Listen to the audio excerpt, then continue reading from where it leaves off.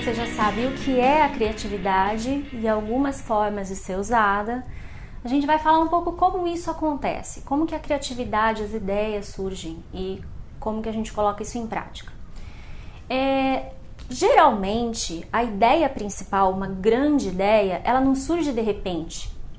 Você tem uma inspiração, porque você está com um olhar voltado para aquilo, e aí você capta uma imagem, tem uma inspiração, e a partir daquilo, essa primeira inspiração vai tendo que se conectar com mais uma série de ideias. Eu costumo chamar de tijolos. São pequenos tijolinhos que a gente vai pegando aqui, pegando ali, às vezes numa conversa que você nem está falando sobre o assunto e a pessoa com a qual você está conversando fala uma palavra e você tem um insight, às vezes assistindo um filme, às vezes olhando um Pinterest, e aí você começa a angariar esses tijolinhos, ou seja, a unir uma série de informações menores. E a partir dessas informações vão sendo criadas conexões entre elas. E aí, de repente, 4 horas da manhã, você acorda com uma ideia incrível e enquanto você não levanta para escrever, você não consegue dormir de novo. Fala se já aconteceu isso com você. Aposto que já. Por que que isso acontece? Me fala. E a gente pensa assim, poxa, mas a ideia tinha que vir 4 horas da manhã?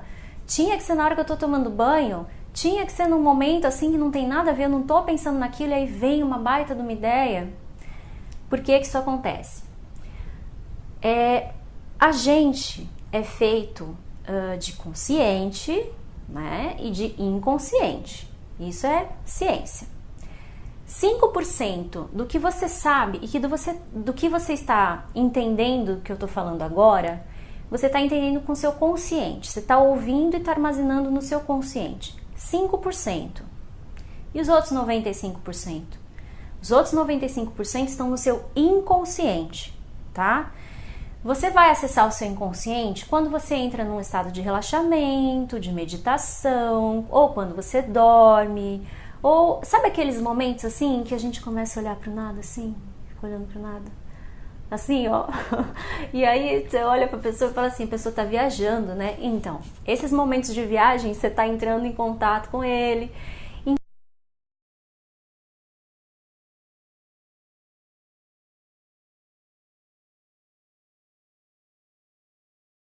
Inconsciente. Vamos dizer que o inconsciente trabalha para fazer esse muro crescer. A gente está pegando os tijolinhos para construir alguma coisa. E aí a gente vai começar a unir esses tijolinhos no inconsciente. No momento em que você desliga o seu consciente, ou seja, dorme, ou então para de pensar naquele assunto, a ideia consegue vir para a tua mente consciente. O teu inconsciente consegue conversar com a tua cabeça. E é aí que você consegue ter aquele insight da ideia maior, tá? Existe esse fio condutor que une essas experiências e essas informações. E isso, nesse momento, é muito importante você entender aonde está o seu foco, né? Qual é a sua prioridade. E agora eu vou falar para você. Se você ainda não assistiu o vídeo sobre o curso sobre organização de tempo, assista, porque tem tudo a ver. Você vai entender direitinho isso que eu tô falando. Se você ainda não assistiu, assista, tá bom? Se você já assistiu, você já tá captando aí o que eu tô falando. Por quê? Existem milhares de coisas acontecendo ao mesmo tempo, certo? No mundo inteiro, na sua cidade mesmo.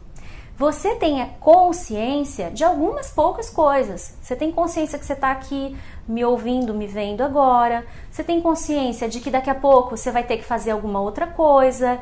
Você tem consciência de que chegou uma mensagem no seu celular, de que alguém está te chamando.